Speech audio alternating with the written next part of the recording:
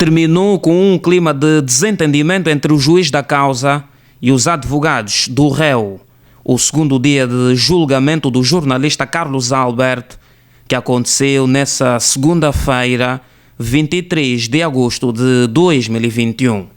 Eu gostava de elogiar a forma como decorreu a primeira sessão, na segunda-feira passada. Pareceu-nos que foi uma sessão equilibrada, em que os juízes fizeram perguntas praticamente normais e que mostravam que estavam à procura da verdade. Já hoje, na segunda sessão, já não nos pareceu aquela imparcialidade, aquele otimismo que nós tínhamos de que as provas por si só, que nós mostramos no portal, nos pudessem salvar da acusação de que estamos a ser alvos por parte do vice-procurador-geral da República, Luís de São Pedro da Montalis. Quer dizer, hoje já não estamos muito otimistas e principalmente pela forma como esta sessão terminou. Quer dizer, praticamente o julgamento não terminou bem.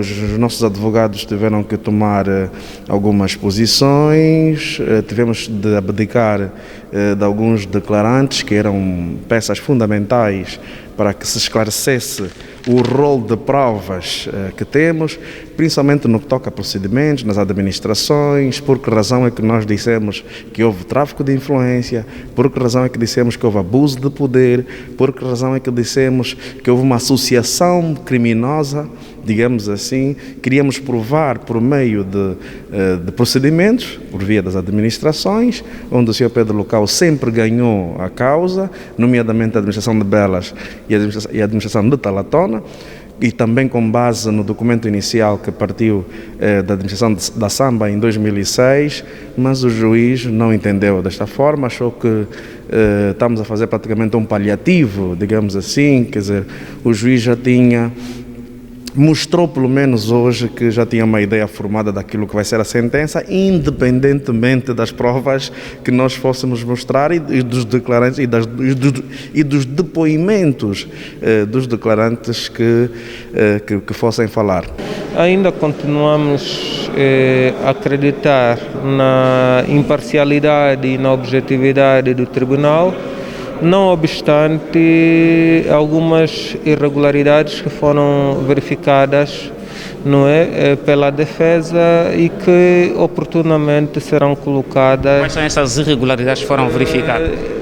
Tal como já disse anteriormente, não posso debruçar muito sobre os meandros do processo. Infelizmente tivemos um desentendimento, mas que prometemos ao portal, porque eu falo em nome do portal, tão logo termina a audiência, iremos dar mais detalhes. Mas foi uma coisa muito... Que desentendimento é que houve? Entendemos que até certo ponto nos foi cortado o direito à defesa. Por isso é que tivemos que abdicar de alguns declarantes. Algo que não é bom, não é? Não é bom para o direito, não é bom para o próprio exercício do jornalismo e não é bom para a sociedade angolana. Quem coartou este direito? Olha, caríssimo, quando terminar o julgamento, nós nos vamos pronunciar. O Sr. Godó assina 2 documentos de um só espaço para pessoas diferentes. O que é que se pode deduzir disso? Pronto, os nossos advogados questionaram isso. Infelizmente, o Sr. Mateus da Costa disse que não podia se pronunciar se a própria assinatura dele era autêntica ou não.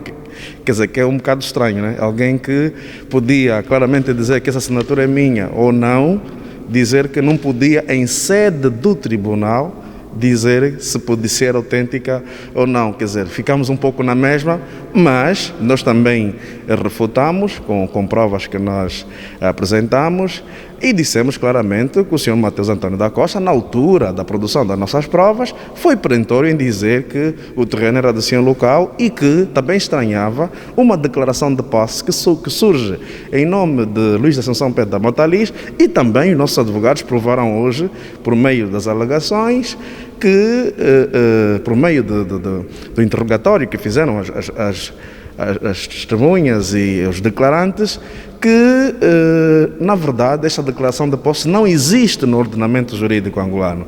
Quer dizer, cai por terra tudo aquilo que são as acusações imputadas contra nós, mas vamos ver. Há 2 documentos assinados por si e há pessoas diferentes do mesmo espaço. Por que o fez?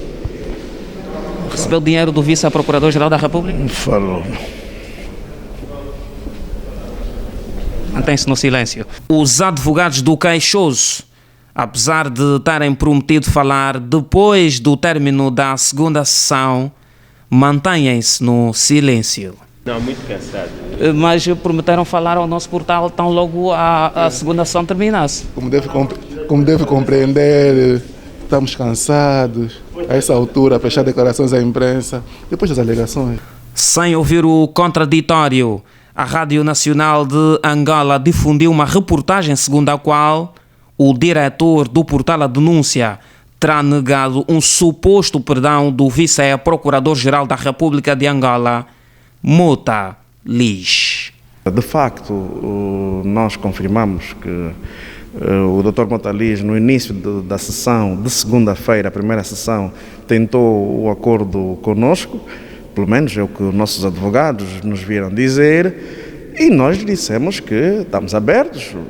Uma negociação em que termos? Foi a nossa questão. E o que se levantou era a questão da retratação que o jornalista Carlos Alberto tinha de ser obrigado a fazer. E nós questionamos o que é que significava esta retratação.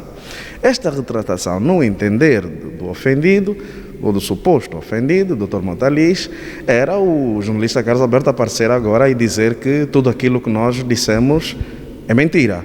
E nós não podíamos, claramente, vir a público dizer isso. O que nós podíamos fazer, no máximo, e é o que diz a lei, okay? No número 2, referente ao caso da difamação, é que a forma de ilibar o jornalista da difamação é justamente a fonte poder prestar a sua declaração. E nós solicitamos o contraditório ao Dr. Mota Lis. Negou 2 vezes.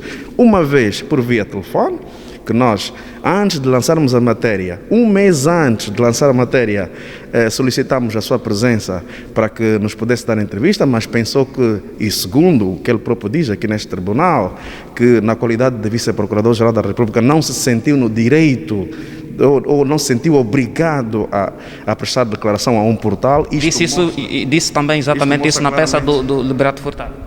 Isto mostra claramente que o Dr. Mota Lis, por ser vice-procurador-geral da República, não se sente na obrigação de prestar esclarecimento público, o que para nós não é normal.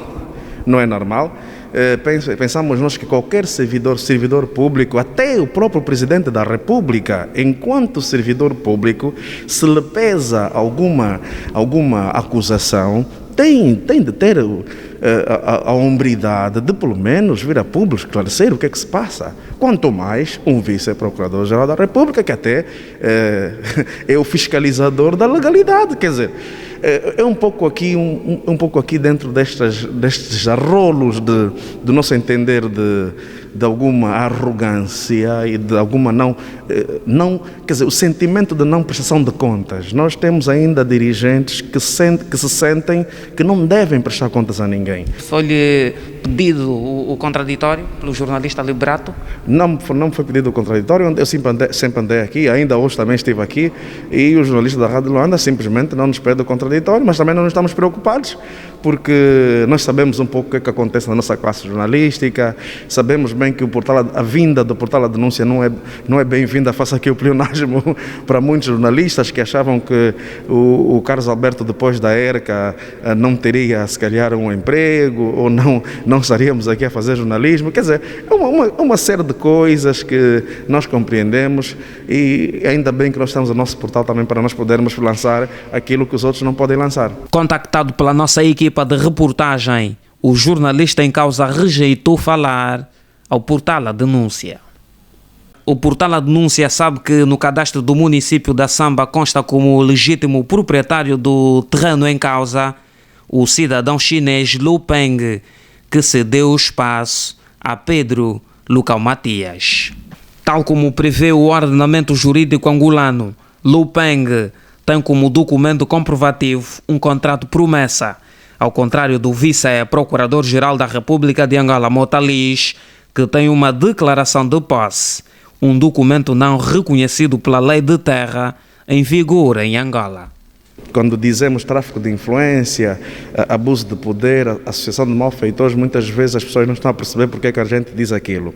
Foi com base num conjunto de provas, nós praticamente refizemos a história para mostrar que o Dr. Mota Lins não foi um comprador de boa-fé, não foi um terceiro de boa-fé, como se pode às vezes dizer. No nosso entender, e aquilo que o portal A Denúncia mostrou na reportagem, houve alguma intenção clara de se usurpar o terreno do Sr. Pedro Lucão. A possibilidade de o vice-PGR Mota Lins ser comprador de boa-fé é de facto descartada, pois com mandado de restituição provisória da posse, repito, provisória, mas Mota Lins, o fiscalizador da legalidade em Angola, tratou a documentação definitiva do terreno, que já está em nome do seu filho, Edson Ismael Manuel Lins.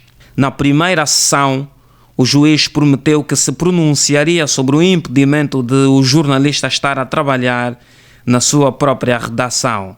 Entretanto, não o fez. Esperamos que na quinta-feira, quando houver as alegações, se levante essa medida. Pelo menos foi a promessa que ficou, né? Que ia se avaliar a medida. Espero que nessa avaliação, então, se levante a medida.